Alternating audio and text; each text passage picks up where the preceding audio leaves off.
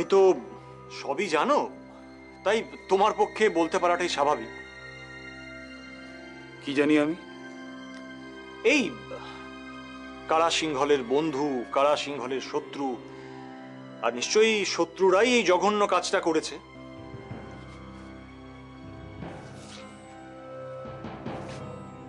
মৃতদেহের পাশ থেকে একটি ছুরিকা পাওয়া গেছে, ভিনদেশি ছুরিকা।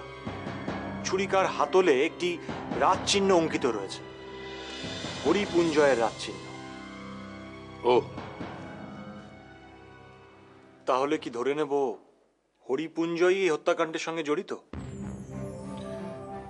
যেহেতু হরিপুঞ্জর অস্ত্র ওখানে পাওয়া গেছে, তার মানে সেটাই তো দাঁড়ায়। দেখো, আমি তো দীর্ঘ সময় দেশের বাইরে ছিলাম। সিংহলের রাজনীতি সম্পর্কে তুমি আমার থেকে বেশি জানো, সেজন্যই আমি। যাই হোক, এই মুহূর্তে আমার মাথা কোনো কাজ করছে না। তোমার কি আমার সাথে বিশেষ কোনো প্রয়োজন ছিল? হ্যাঁ, ছিল তো। আমি আসলে তোমাকে ধন্যবাদ জানাতে এসেছি। কিসের জন্য?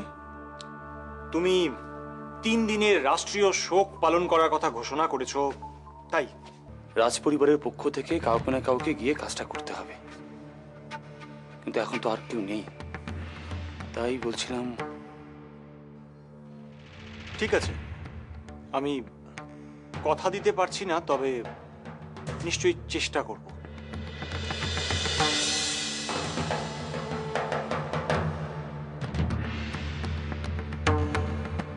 আমি ভাবছি এই অবস্থায় দেবী মীনাক্ষীকে কি নির্বাসন কক্ষে নিয়ে যাওয়া সম্ভব?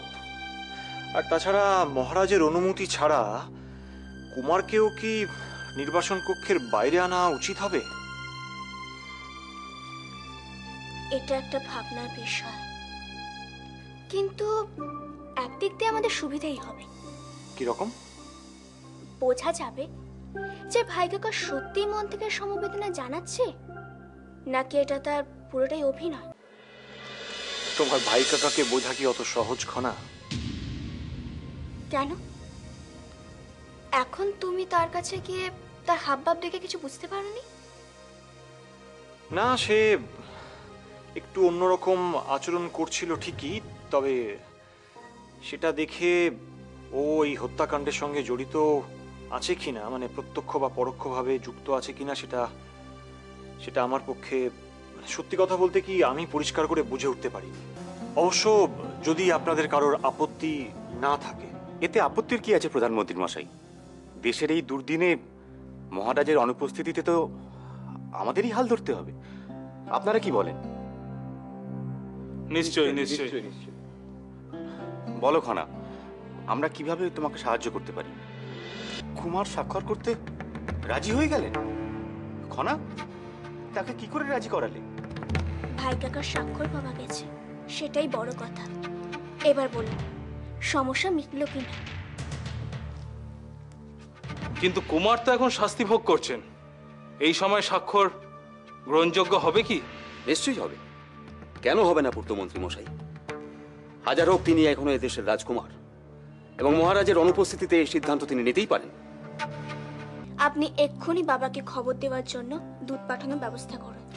হ্যাঁ হ্যাঁ, সেই ব্যবস্থা আমি করছি, কিন্তু আমি ভাবছিলাম যে মহারাজ ফিরে আসা পর্যন্ত এই শেষকৃত্যর জন্য অপেক্ষা করা যায় নাকি?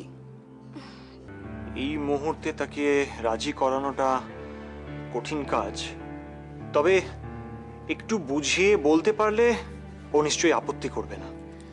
ঠিক আছে, যান। আমি ঋদ্ধিমণিকে আপ্রাণ বুঝিয়ে যাওয়ার চেষ্টা করব। জানি না আমি পূর্ব জন্মে কি পাপ করেছিলাম যে এই জন্মে আমাকে এরকম একজন মানুষের স্ত্রী হতে হয়েছে। মনে হচ্ছে মাটিতে মিশে যাই আমি।